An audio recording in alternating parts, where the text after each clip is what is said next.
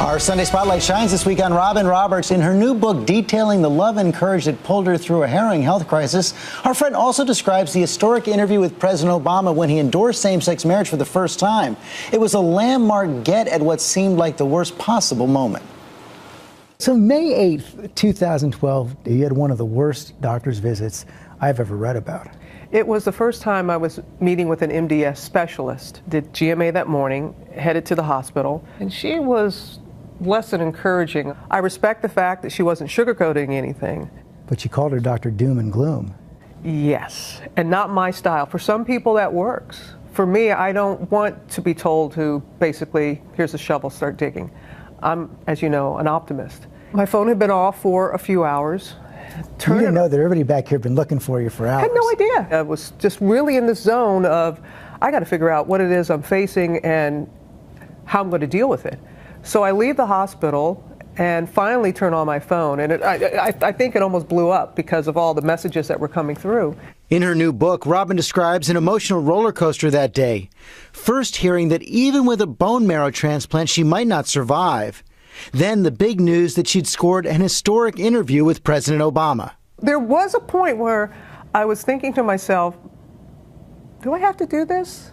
Can someone else do this interview? I don't know if I'm mentally in a place to do it. But that doesn't seem like it's in keeping with the whole way you've wanted to deal with this condition. Well, I want it to be business as usual. You're absolutely right. And that's why I eventually went through with it. Mr. President, are you still opposed to same-sex marriage? I think same-sex couples should be able to get married. Everyone in the room, you could sense, thought it was just a moment, and it really was. You write about this in your book. There was a lot of commentary about why you were chosen to do this interview. How did that hit you? I didn't like it. I could not remember another time when a reporter was questioned about why they were the ones selected to talk to the president.